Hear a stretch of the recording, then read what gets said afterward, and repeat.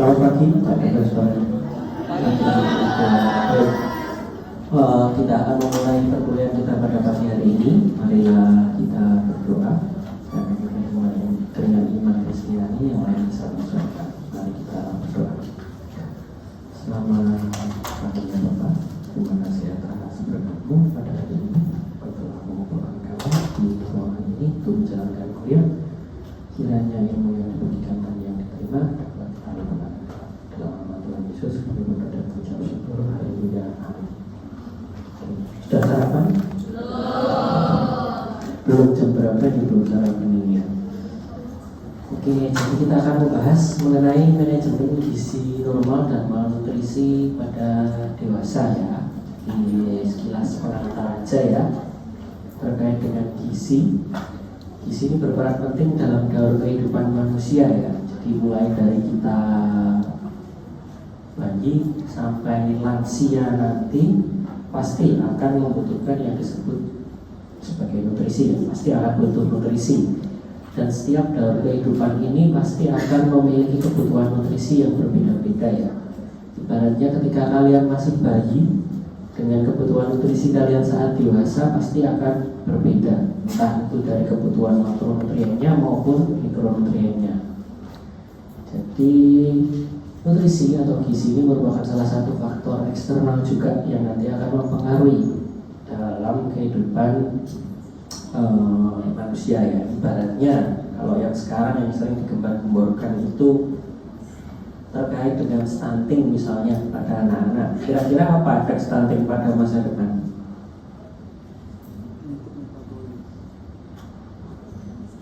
Apa efeknya stunting kalau pada anak-anak ke masa depan? Apa? Gak ada efeknya. Apa? Efeknya apa?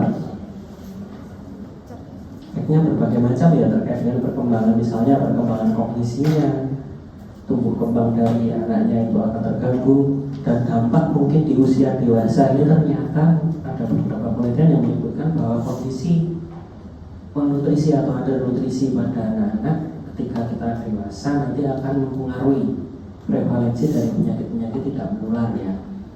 Contohnya ya kayak entah itu diabetes, hipertensi, obesitas, ternyata ada hubungannya dengan kecukupan nutrisi kita pada saat masih anak-anak. Itulah mengapa pentingnya nutrisi di sini. Nah, ini permasalahan gizi pada setiap daur kehidupan juga pasti akan berbeda-beda ya. Masalah gizi pada anak, pada ibu hamil, pada remaja atau pada dewasa pasti akan berbeda-beda.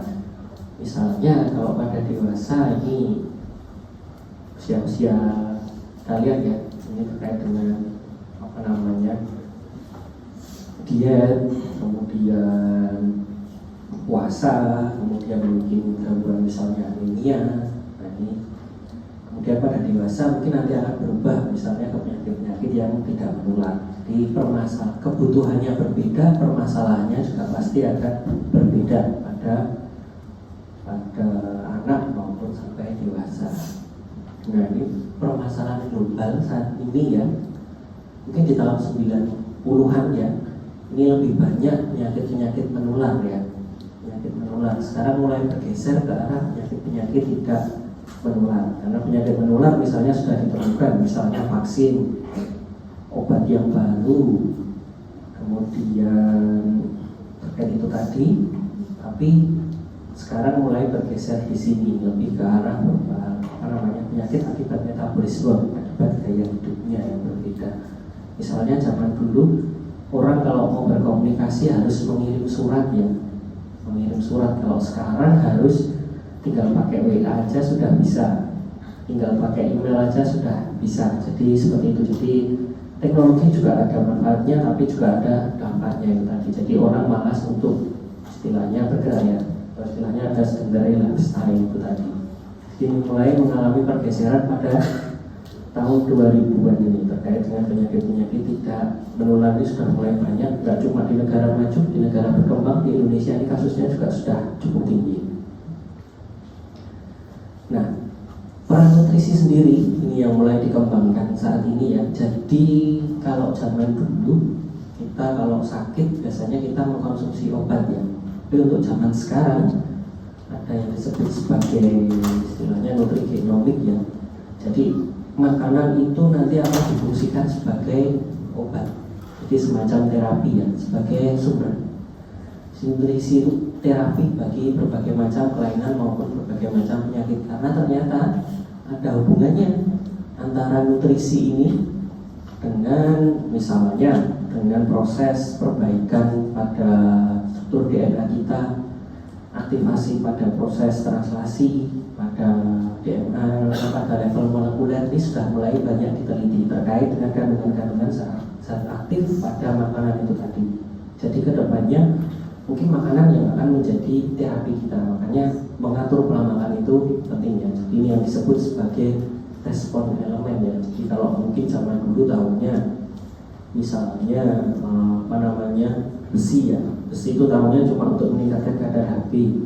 Nah ternyata sampai sekarang diteliti bagaimana dia mengaktifasi proses translasi transkripsi DNA terkait dengan misalnya pembentukan Hb. Jadi sudah sampai ke level molekular untuk saat ini yang mulai dikembangkan. Nah untuk kebutuhan gizi pada orang normal ya, kebutuhan orang gizi pada orang normal ini dapat kita nilai dari 4 parameter ini. Apa ini? Antropometri, kemudian biokimia, clinical dan physical assessment, dan dietary intake. Untuk menentukan kebutuhan gizi dengan antropometri contohnya dengan apa? Berat badan mulai kapan? Body mass index atau IMT atau BMI. Kemudian dengan lila juga bisa. Kemudian dengan tricep ski fold misalnya, lipat lemak sublutan. Kemudian dari lingkar perut, lingkar paha. Nah ini contoh yang paling mudah untuk melakukan asesmen gizi dengan data antropometri ini tadi. Tapi pada data antropometri ini kalau kita hanya mengandalkan ini pada dalam kehidupan berbeda, nanti pasti akan terdapat perbedaan. Jadi nggak 100% benar. Misalnya kalau pada lansia orangnya bongkok, apakah kita bisa menentukan tinggi badannya dengan pasti? Kan tidak ya, makanya ini antropometri menjadi pilihan pertama karena dia paling mudah ya, mudah dan tidak invasif, cenderung cepat juga. Kedua, dengan biochemical dan hematologi variabel dengan pemeriksaan laboratorium. Misalnya pemeriksaan laboratorium untuk menentukan status gizi contohnya dengan pemeriksaan apa? Gula darah, profil lipid, kadar Hb, serum natrium, serum kalsium, kemudian albumin. Nah itu salah satu contoh pemeriksaan biokimia dan hematologi ya, yaitu bisa digunakan untuk menentukan status gizi pada seseorang. Kemudian yang ketiga ini yang bisa kalian lakukan, clinical dan physical assessment dari pemeriksaan fisik dan kondisi klinis dari pasien ya, dengan anamnesis, dengan pemeriksaan fisik ini bisa menentukan. Dan yang terakhir dengan dietary intake. Dengan cara apa kalau dietary intake contohnya? Kalian sudah pernah praktikum dulu? Dengan membuat food journal ya. Nah, itu bisa menentukan status gizi seseorang.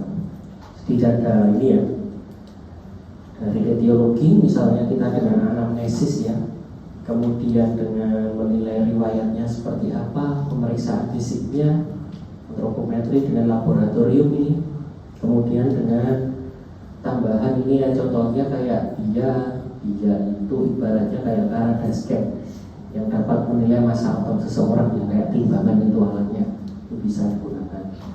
Jadi ini assessment, kalau bisa kita menggunakan semuanya kita gunakan, tapi kalau cuma satu data alangkah lebih baiknya kalau ditambahkan dengan variabel yang lain. Makanya kemarin di praktikum penyakit tidak menular, kalian saya suruh melengkapi ya, selain data antropometrinya, coba dilengkapi data laboratoriumnya. Itu, jadi nggak cuma satu saja.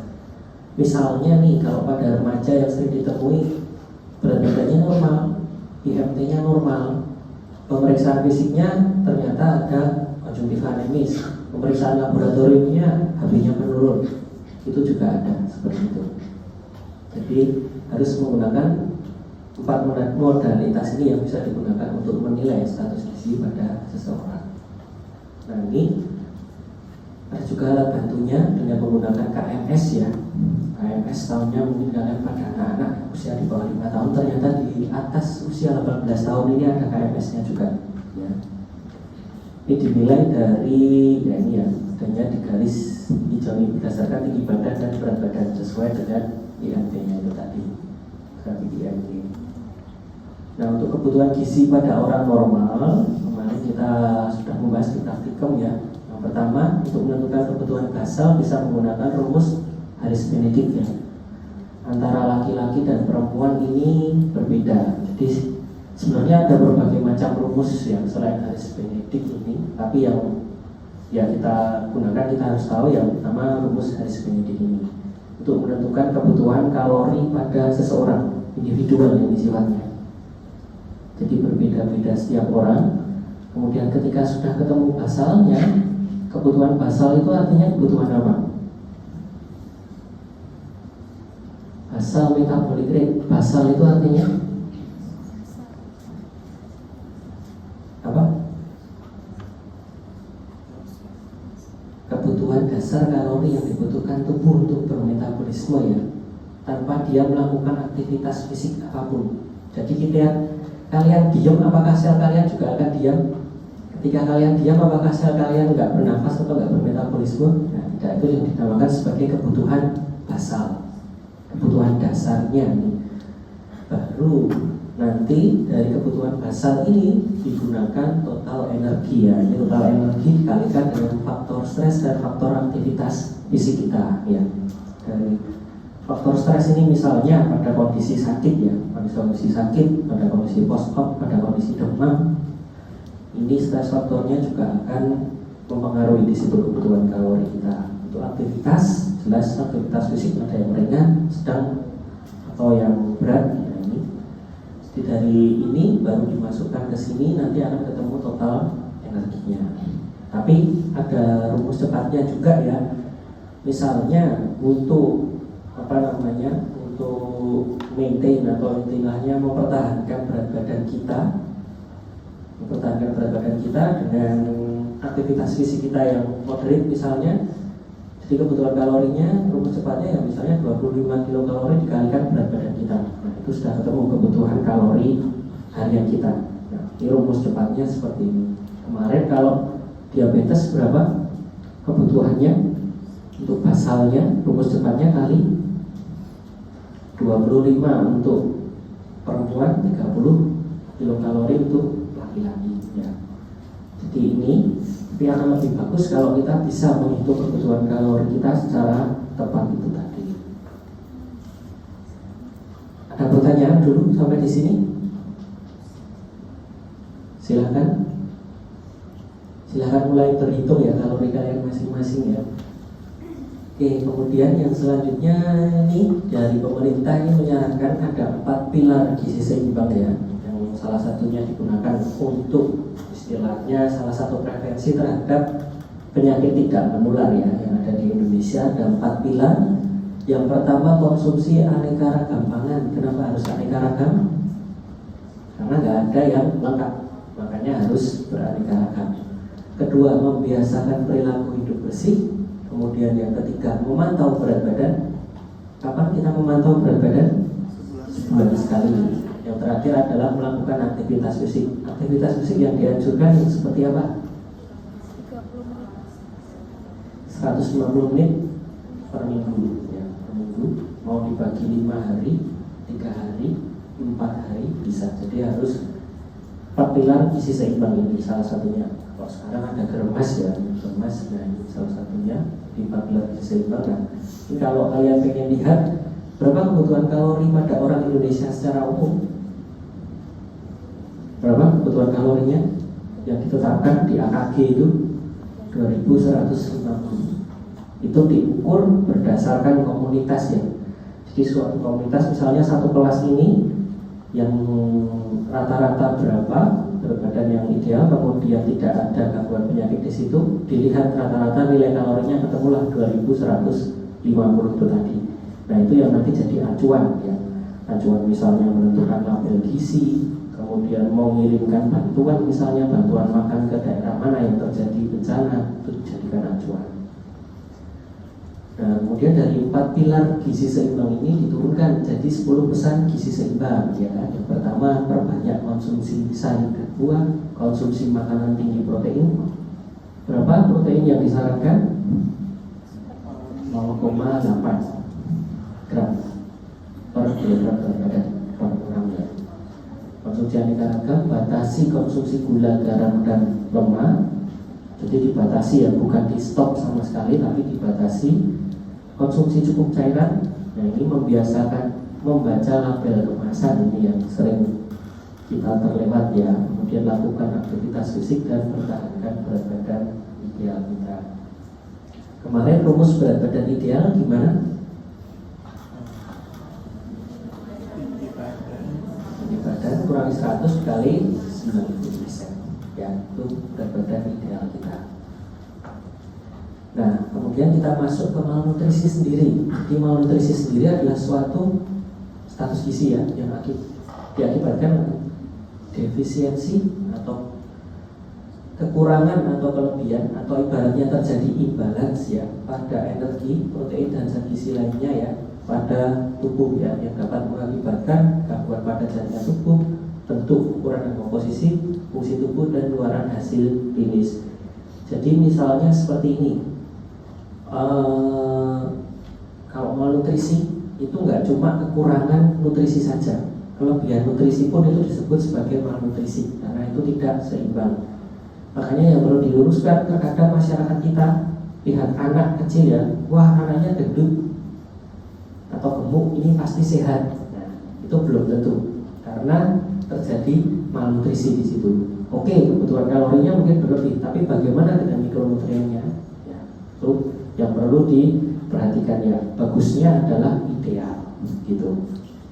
Jadi ini, ya, jadi kalau under nutrition, jelas under nutrition ini karena kekurangan, ya, kekurangan suplai entah itu kalori, energi dari karbohidrat, protein, atau lipidnya, atau dari mikronutriennya, atau kalau ada obesitas ini kelebihan dari kalorinya, asupan lemaknya, asupan proteinnya, ya. Terkadang ada kondisi obesitas ini terutama dia asupan makronutriennya berlebih, mikronutriennya kurang, itu bisa. Makanya disebut sebagai malnutrisi, dua kelainan ini. Apa penyebabnya? Penyebabnya pertama dari aktivitas fisik yang kurang, kemudian dari intake-nya, apakah dia berlebih atau kekurangan, kemudian faktor lifestyle-nya, ya, atau gaya hidupnya, misalnya merokok, alkohol, seperti itu dapat memicu kondisi malnutrisi ini tadi, ya.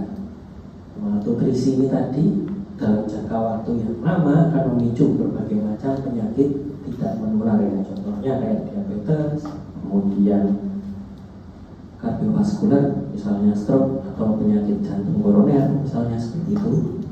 Nah, ini gangguannya misalnya terjadi dislipidemia, ya, makanya disebut dislipidemia karena ada perbedaan, ya, misalnya antara kadar HDL dan LDL-nya itu berbeda, makanya disebut sebagai dislipidemia, bukan hiperlipidemia lagi. Kita masuk ke overweight, ya. Overweight atau obesitas ini memiliki BMI nilainya 25 sampai 27, ya. Ini berdasarkan tabel ini, klasifikasi dari nasional, ya. Kita biasanya menggunakan klasifikasi nasional karena kalau klasifikasi WHO biasanya, kalau WHO ini kan dunia, ya, jadi yang diukur populasinya berbeda dengan yang ada di nasional. Jadi orang Indonesia, ya, dari tinggi badannya terutama pasti akan berbeda tinggi badan rata-ratanya. Makanya kalian bisa menggunakan klasifikasi nasional ini tadi.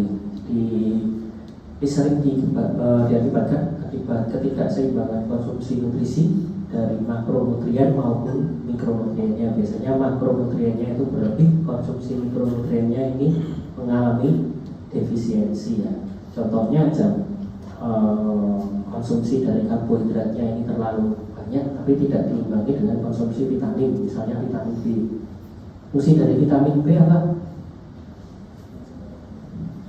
Fungsi dari vitamin B kompleks saja wes. Fungsinya apa? Untuk neuropati paling ya. Vitamin saraf paling dalamnya itu ya. Padahal vitamin B itu berperan penting dalam proses metabolisme karbohidrat di situ. Ya. Makanya andai kata kita konsumsinya karbohidratnya sudah kita atur, tapi ternyata kita masih mengalami peningkatan berat badan, mungkin mikronutriennya ini yang kurang ya. Jadi bisa, itulah fungsi dari si vitamin itu tadi. Kemudian penyebabnya dari obesitas ini ada faktor multifaktorial ya, 30-40% ini faktor genetik. Jadi sekarang kalau diteliti ya berdasarkan ibaratnya gen yang diturunkan pada seseorang, ini dinilai ternyata ada beberapa gen yang memang mempengaruhi obesitas itu sendiri ya.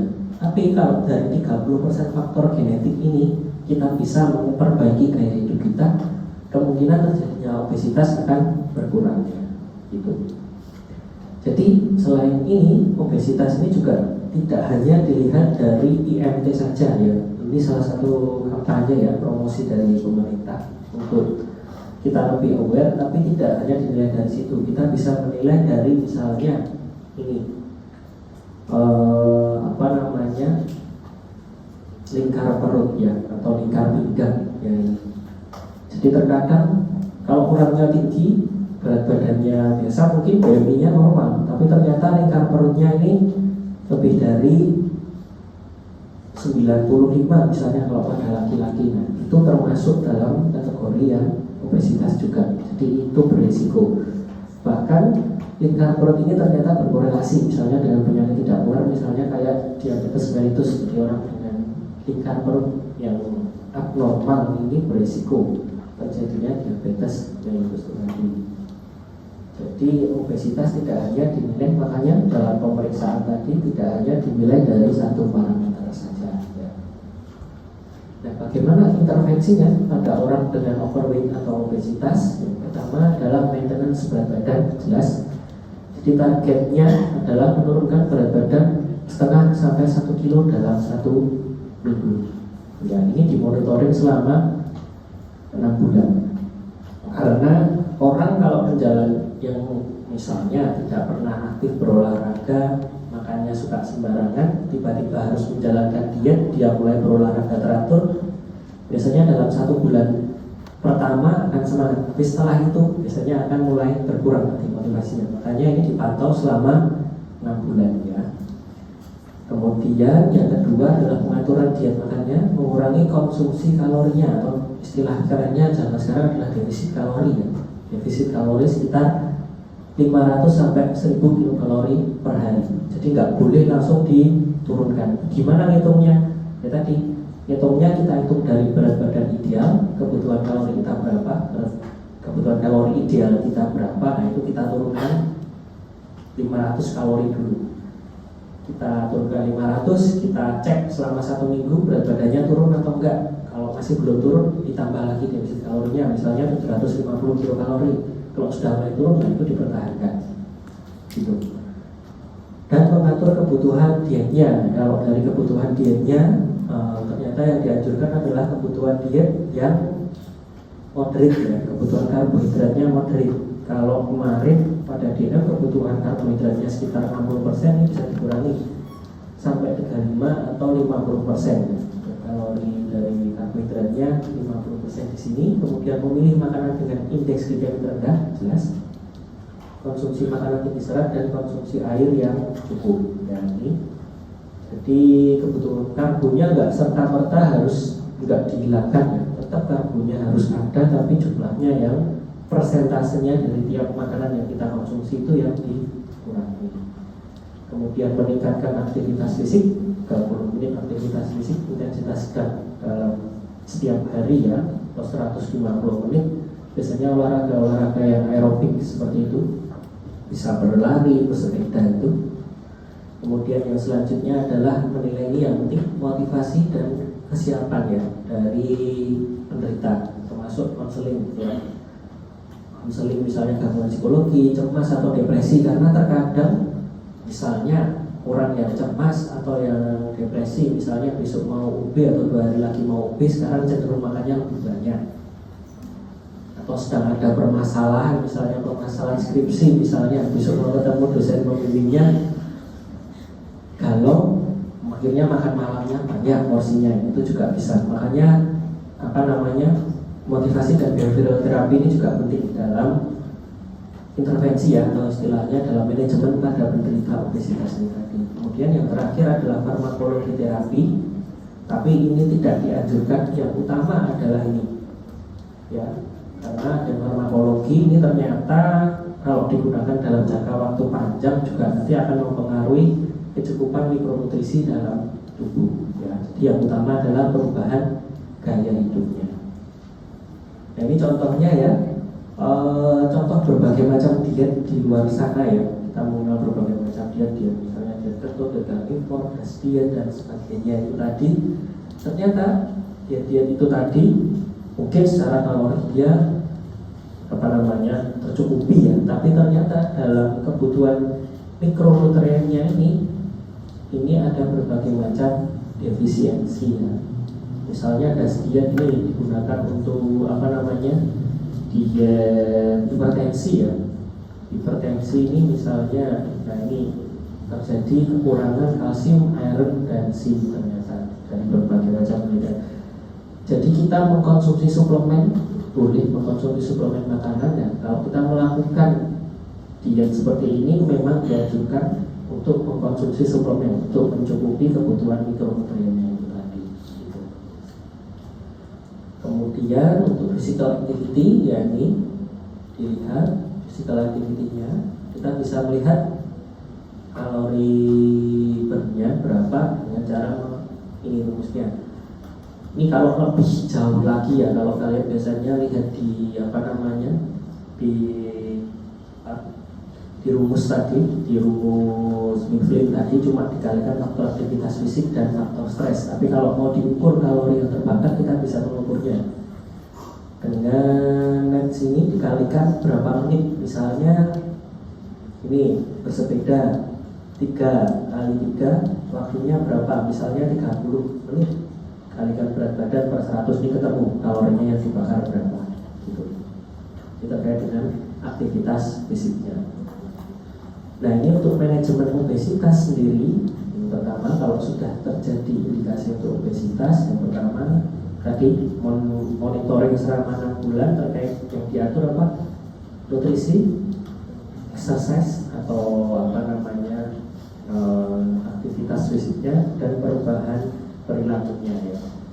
Dari nutrisinya misalnya sudah dilakukan defisit, kemudian exercise-nya ditingkatkan, misalnya porsi untuk olahraganya ditingkatkan, kemudian ini yang sering terlihat ini perubahan perilakunya ya. Misalnya orang yang sering minum manis tiba-tiba harus dihentikan, tidak boleh minum manis, pasti akan yang stres ya, istilahnya seperti itu. Makanya ini kemudian dimonitoring selama 6-12 bulan apakah berat badannya ini turun, misalnya sekitar 6 atau 7 kilo biasanya dalam 6-12 bulan ini.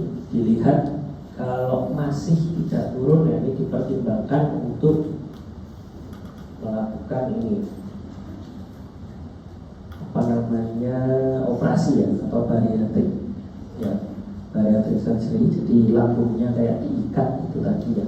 Ini bisa digunakan untuk terapi, tapi biasanya untuk BMI yang lebih dari 40 atau yang sudah melakukan perubahan di sini tapi tidak tercapai target untuk penurunan berat badannya. Jadi untuk manajemen obesitas di sini memang memerlukan yang kerjasama, misalnya dari dokter atau dari nutrisionis atau dari personal trainer atau dari psikolog juga penting di situ masuk. Jadi semua berperan dalam manajemen obesitas.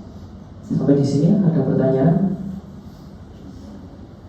Gak ada, kita lanjut ke yang selanjutnya adalah disease related malnutrition ya. Jadi ini penyakit dasar yang sering menyertai malnutrisi ya.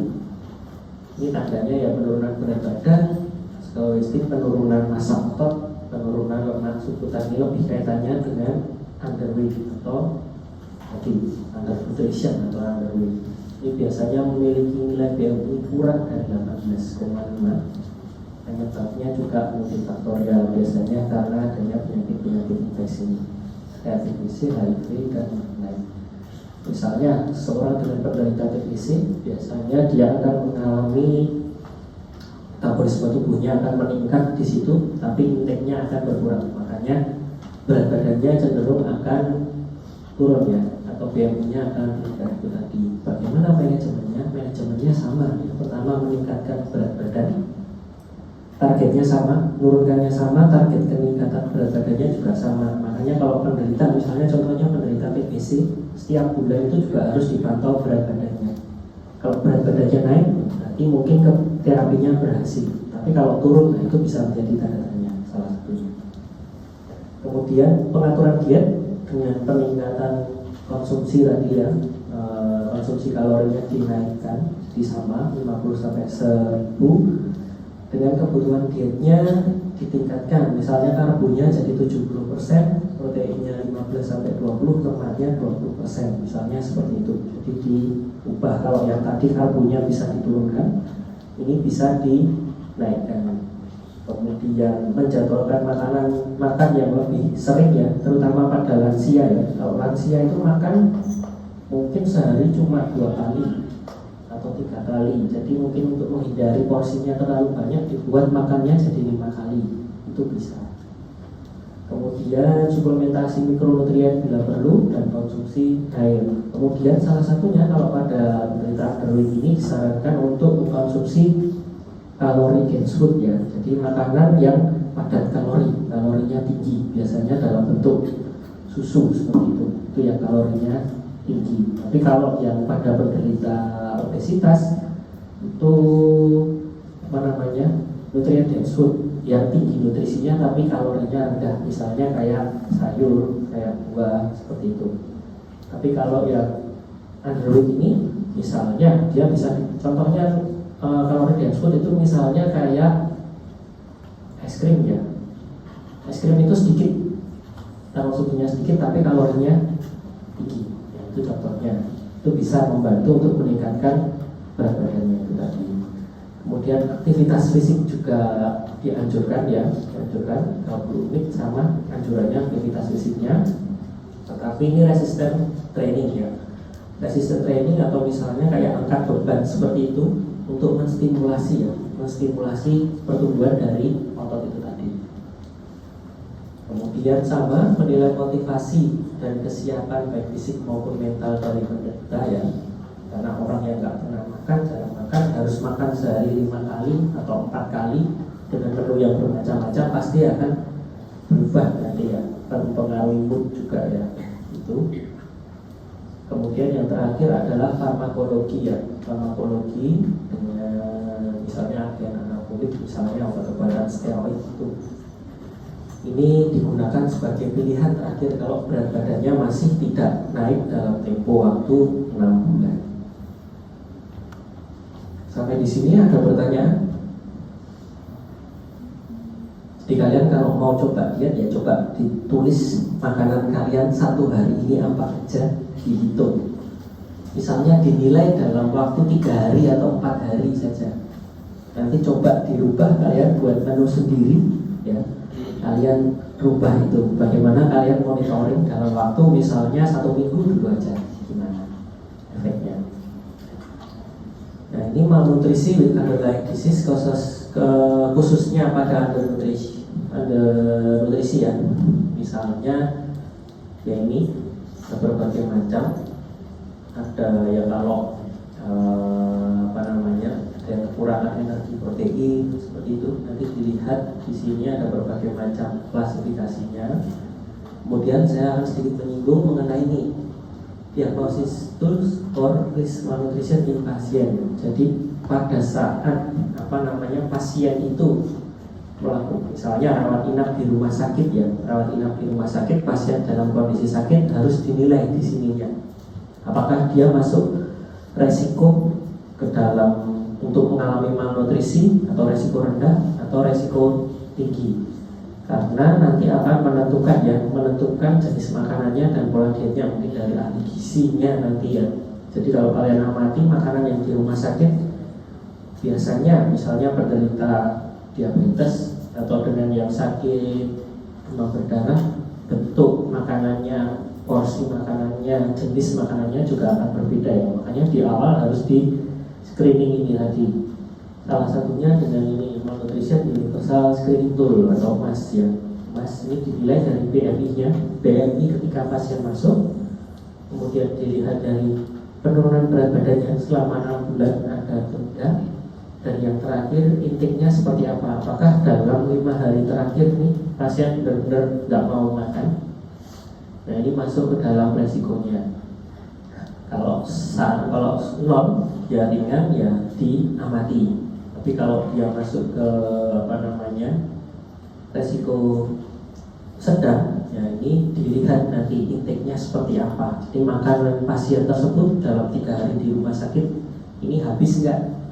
Biasanya kalau di rumah sakit kan ada yang makannya cuma separuh piring, seperempat piring, itu ternyata juga diukur, juga dihitung itu makanannya. Kemudian yang terakhir kalau 2, ini berarti resiko untuk terjadinya malnutrisi. Nah mungkin di sini bisa masuk nanti biasanya ke gizi klinik ya, nanti akan memberikan treatmentnya, misalnya perlu pemasangan NGT, kemudian pemberian makanan dengan oral nutrient suplemen, misalnya yang bentuknya susu seperti itu, atau misalnya pasien dengan stroke dia ada gangguan menelan, harus dibantu dengan pemberian misalnya cairannya dengan infusnya harus diberikan apa ya. Ini pentingnya untuk melakukan screening tadi. Ada 2 metode selain Mas Nur ini, yang kedua ada dengan MST ya. MST ini juga sama.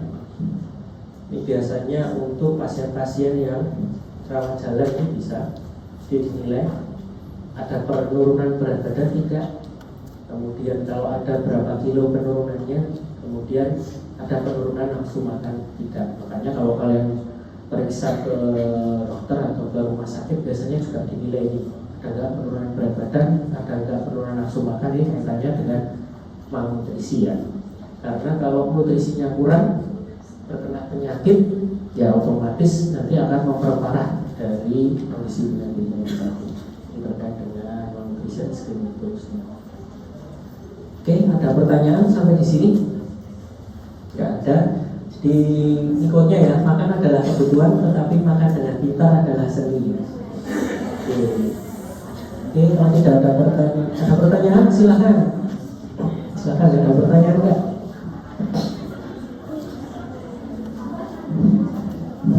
Oke, kalau tidak ada pertanyaan, ini untuk sumbernya kalian bisa lihat di sini. Pakai guideline-nya dari Kemenkes boleh. Kalau mau terkait dengan nutrisi bisa kalian lihat ini. Ini e-booknya juga ada. Kalau tidak ada pertanyaan, saya tutup. Terima kasih, selamat pagi.